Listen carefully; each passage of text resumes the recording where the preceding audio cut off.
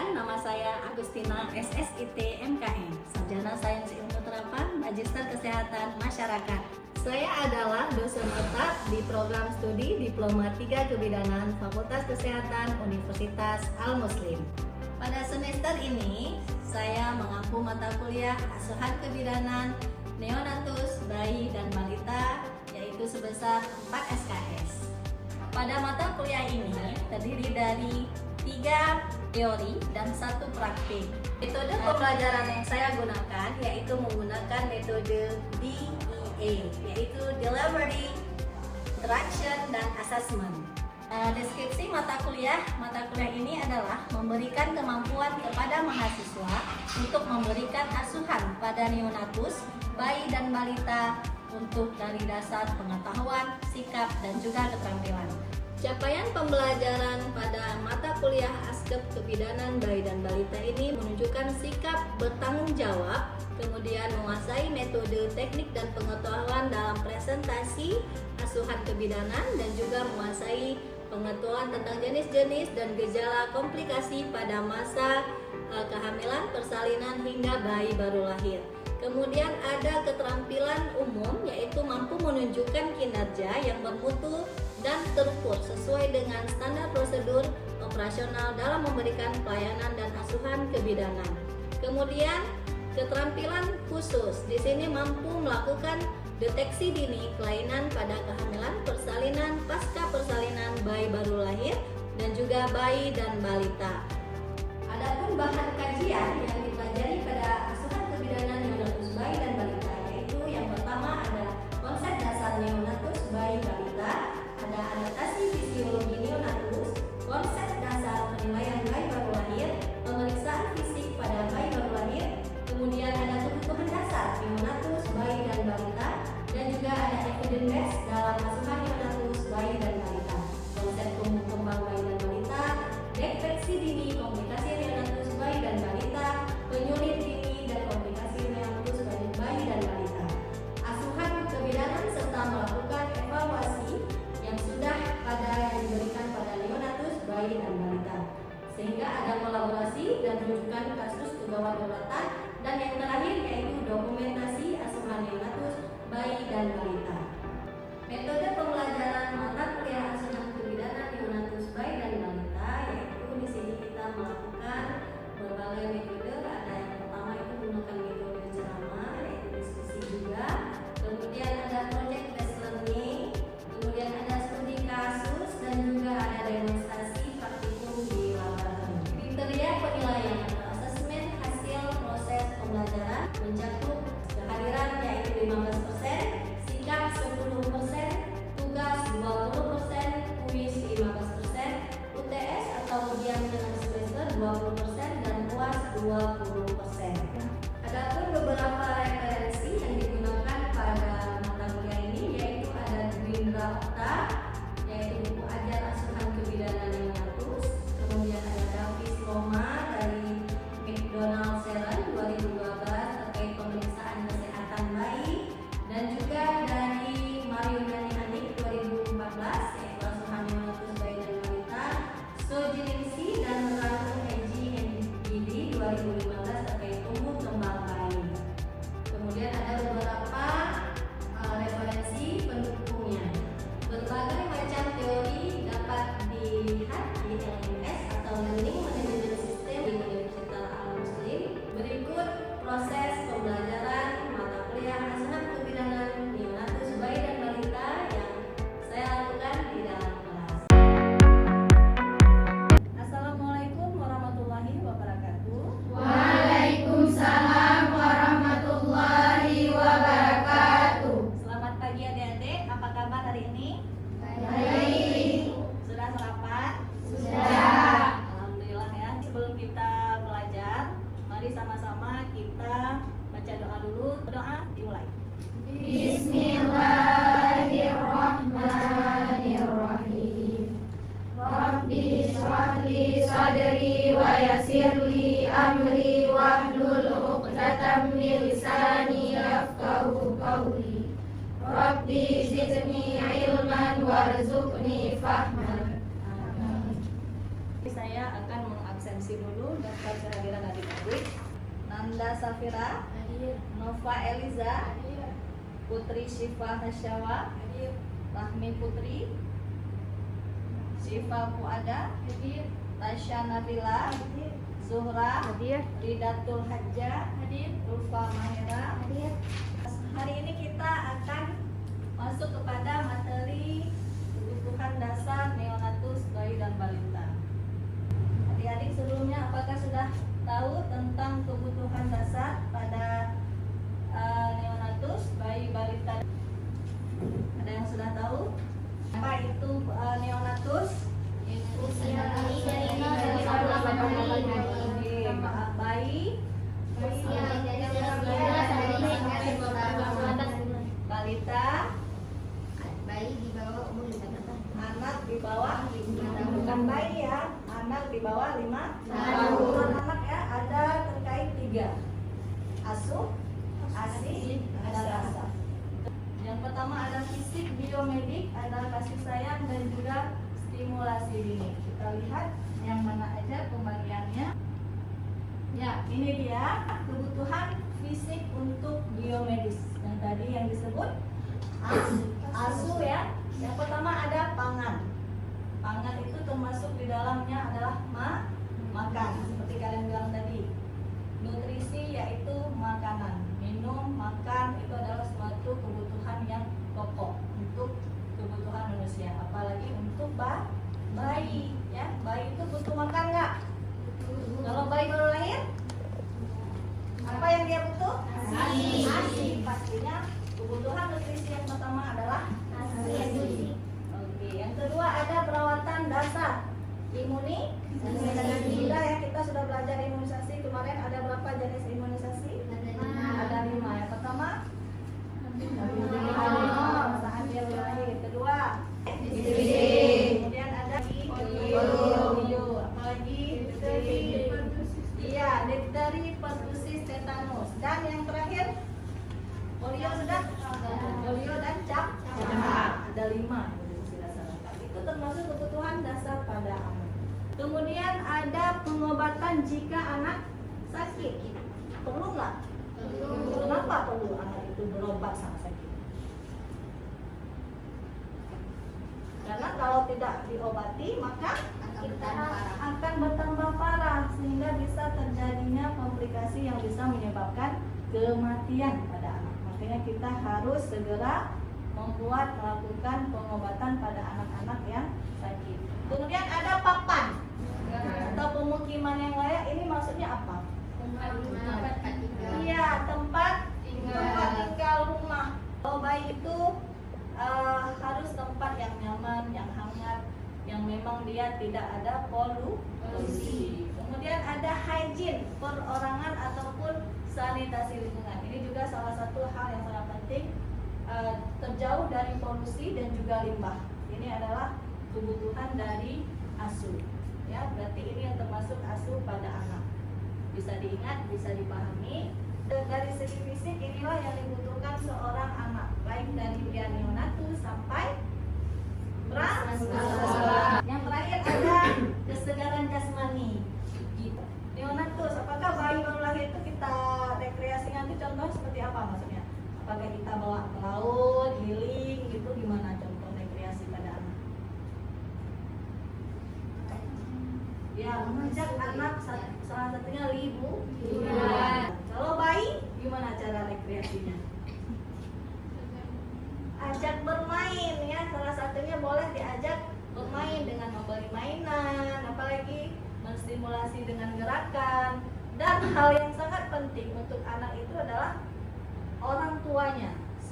Sesuatu barang berharga ataupun mainan yang paling berharga untuk seorang anak itu adalah orang tua. Bisa membuat anak itu menyukai ayah dan ibunya ya. Pasang sarung di sini, kemudian lari-lari ya. Kalau anak-anak itu simple. Kadang dia ngecat di dinding aja ketawa-ketawa sendiri. Kenapa? Karena rekreasi itu otaknya itu bermain, saraf pusat otaknya itu pas ya. Oke. Paham sampai di sini ya? Masih di ASU. Kemudian kita masuk ke ASI. ASI. Pernah dengar ASI?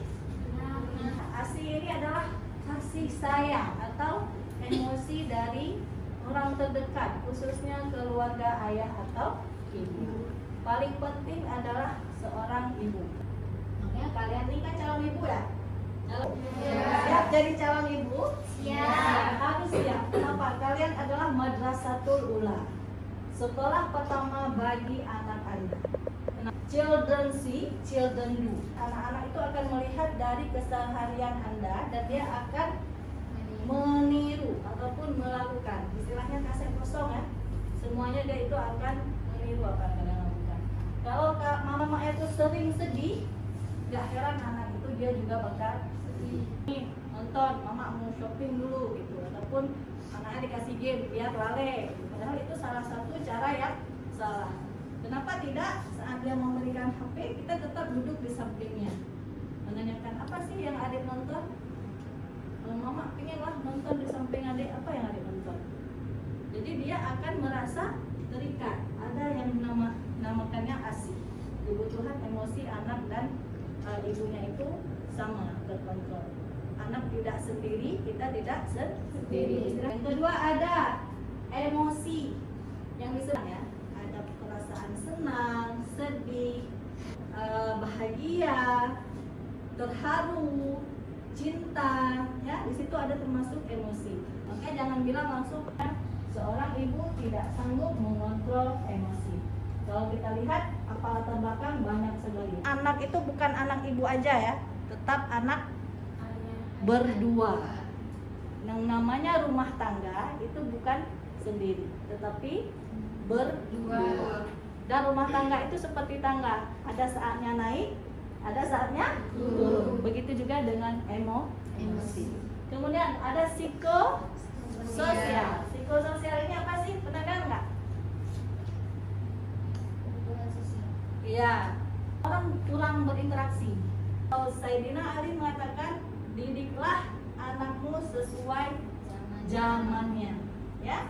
Dan saat umur 1 sampai 7 tahun buatlah anak itu seperti raja. 7 sampai 12 tahun seperti seorang seperti seorang tawanan, ya. Kita drill dia nih, Dek, adik udah wajib sholat gitu. Ini adik udah punya tanggung jawab ya, hampir balik. 12 sampai 16 tahun baru jadikanlah dia sebagai seorang sahabat. Ya, itulah cara mendidik seorang anak. Oke, sudah 2, ada asuh, asih. Yang terakhir asah. Pernah dengar kata asah? Dari mana kalian dengar kata asah? Asah otak. Terus asah. Artinya apa asah ini? Untuk apa dia kita asah? Agar mendapatkan kecerdasan. Asah artinya apa? Stimulasi atau rangsangan. Ya, seperti kalian nih dirangsang agar mau belajar, itu namanya juga stimulasi. Masuk kepada asah. Ya. Untuk apa dia asah? Untuk menciptakan kecerdasan. Yang kedua, untuk menciptakan kreativitas. Bagaimana cara kita menciptakan kreativitas pada seorang anak? Iya, salah satunya melihat kemampuan atau bakat seorang anak. Bakat anak itu, misalnya kita ada anak 10 dalam keluarga, tetap dalam 10-nya itu satu orang itu berbeda. Lihat misalnya dalam keluarga ada 5, jangan samakan bakat satu keluarga itu sama, tidak, no way, tidak ada yang sama. Rambut boleh sama hitam, tetapi bakat dan kemampuan kalian di sini juga berbeda. Ya, tergantung kemana dia mau, itu yang kita lihat kembali bakat anaknya. Jangan dipaksakan. Ada anak-anak satu hari dia mampu one day one ayat, satu hari dia bisa 1 ayat. Ada anak-anak seminggu baru bisa 1 ayat. Ada lagi anak-anak yang 1 ayat itu sebulan. Lihat kembali bakatnya. Jika memang dia mampu silahkan, bagus. Tapi kalau dia nggak mampu, tidak perlu dipaksa. Oke, kemudian moral etika. Dan ini adalah puncak utama dalam pembentukan karakter anak, ya. Karena akhlak itu, adab adalah nomor 1. bisa mencari sendiri. Apalagi sekarang dunia teknologi cukup sangat-sangat mudah untuk diakses. Instagram, Facebook, apalagi itu web, Google ya, banyak sekali. Kalian bisa belajar di sana. Tapi untuk adab itu nggak ada yang akan diturunkan. Karena iman itu tidak bisa diwarisi, ya, tergantung kalian sendiri. Adab adalah yang paling pertama. Etika, adab, etika. Kalau sekarang masalah akhlak itu sama. Baik, terkait dari materi yang sudah kita paparkan tadi tentang asah, asih, asuh, apakah adik-adik ada yang ingin ditanyakan? Jika ada, silakan tunjuk tangan. Baik, silakan Putri Wildatul Saskia. Ya, tadi kan kita ada belajar tentang asal. Salah satu contohnya kecerdasan. Kecerdasan anak itu dia dari didikan orang tuanya ataupun dia menurut dari genetiknya. Karena orang tuanya pandai atau karena didikannya. Oke, baik, bagus sekali ya pertanyaannya ya. Izin Ibu, pertanyaan saya, bagaimana asuhan pada anak-anak yang mengalami kelainan? Oke, maksudnya terkait dengan asah asih asuh ya. Bagaimana sih cara menangani anak-anak yang memiliki kelainan? Oke, terima kasih pertanyaannya adik-adik, bagus sekali ya pertanyaannya tadi dari Putri dan juga Ulfa.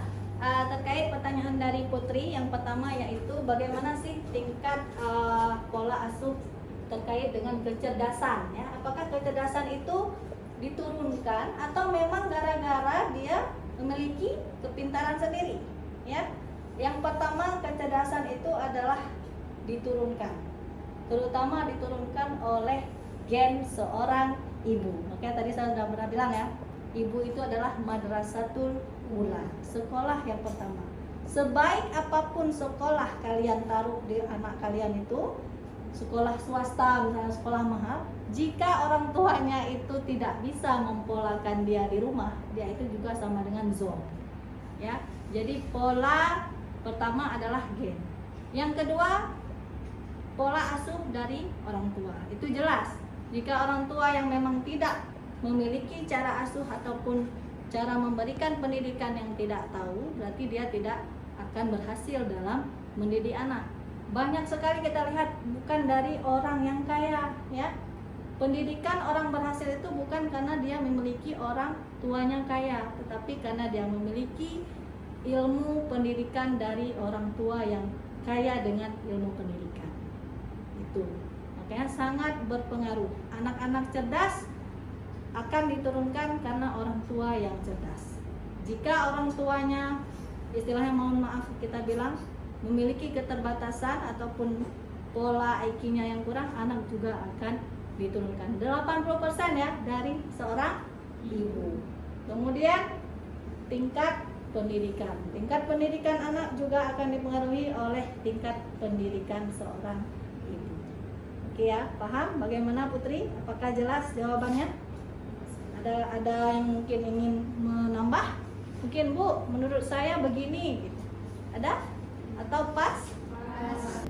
Baik, tadi pertanyaan dari Ulfa Mahera terkait dengan bagaimana sih asuhan pada ataupun pola asuh pada anak-anak yang mengalami kelainan ya. Itu misalnya seperti anak speech delay, autis, anak-anak yang memang memiliki keterlambatan. Itu memang kita kembali lagi juga tadi, yang pertama pola asuh dari orang tua juga. Orang tua itu harus banyak, apa tadi yang pernah saya bilang tadi adalah stimulasi, harus memiliki banyak stimulasi dari orang tua ya. Jika memang Bu udah dirangsang, orang tuanya sudah melakukan apapun, sudah berkomunikasi, sudah ikhtiar ya. Yang kedua adalah terapi khusus ya, kita ajak ke dokter spesialis memang, ataupun karena psikologi ya, itu khusus untuk menangani memang anak-anak yang mengalami kelainan khusus. Dan dia disekolahkan itu tidak boleh dengan sekolah anak yang umum. Ada sekolah juga yang khusus, yaitu sekolah luar biasa atau SLB ya. Dan nanti Ibu penanganannya bagaimana? Terus usaha orang tua adalah stimulasi dan juga berdoa. Doa orang tua itu tembus ke langit ya. Dan yang terakhir apa? Rezeki yang kita berikan untuk anak. Pola rezeki yang kita berikan kepada anak berasal dari mana? Apakah syubhat atau riba ataupun yang haram. Makanya lebih bagus walaupun sedikit kasihlah yang halal, ya, yang berkah. Makanya banyak itu belum tentu berkah, ya. Jadi itu adalah pola cara penanganan pada anak-anak yang mengalami kelainan khusus. Masih semangat? Masih. Lanjut ya, kita ke materi selanjutnya yaitu Rawat gabung. gabung. Pernah dengar? Rawat gabung, anak dan ibunya itu disatukan di dalam satu ruangan agar dia mendapatkan yang namanya tadi kasih Sayang. ya, skin to skin, IMD itu adalah salah satu yang disebut dengan rawat gabung. Kalau bahasa Inggrisnya itu rooming in, boleh ditulis rawat gabung, rooming in, disatukan ibu dan bayinya dalam satu ruangan selama 24 jam penuh dalam seharinya, dan anak atau bayi berdekatan sehingga memungkinkan suatu waktu ibu tersebut dapat menyusui bayinya. Oke, yang selanjutnya, yang kedua, kebutuhan nutrisi dan cairan masuk ke mana? Asah, asi, asuh. Makanan termasuk nutrisi ya. Masuk ke mana? Asuh. Kalian kalau nggak ada makan pasti lemes, apalagi bayi nggak ada makan dia. Yang ada ASI. Kalau sudah 6 bulan ada MPASI. Ini dia porsi untuk MPASI untuk bayi dari 6 bulan sampai 15 bulan ke atas. Kemudian makanan untuk anak-anak itu pastinya yang aman, tidak berduri, cukup bervariasi dan jenis hidangan, menggunakan alat makan dengan ukuran yang sesuai untuk anak TK. Nah, yang ketiga, tadi sudah yang pertama rawat gabung, yang kedua nutrisi, yang ketiga BAB dan BAK. BAB dan BAK satu hari itu sampai 3 kali, 6 kali ya. Segera ganti popok supaya tidak terjadi iritasi di daerah genitalia. Kemudian yang keempat, kebutuhan istirahat tidur. Bayi itu paling banyak tidurnya sampai 16 jam sehari. Kemudian bayi itu waktu pagi itu dibangunkan, harus banyak aktivitas sehingga dia malam bisa tertidur pula. Suhu kamarnya harus hangat dan lampunya jangan terlalu terang, ya, remah-remah. Kemudian yang kelima, menjaga kebersihan kulit. Bayi sebaiknya mandi minimal 6 jam setelah kelahiran. Sebelum mandi sebaiknya periksa suhu tubuh. Jika terjadi hipotermi, lakukan skin to skin ataupun perawatan metode kanguru ya. Kemudian mandikan dia kalau sudah lewat dari 1 bulan itu 2 kali sehari boleh. Mandikan dengan air hangat dan di tempat yang hangat. Yang terakhir, kedekatan terhadap anak.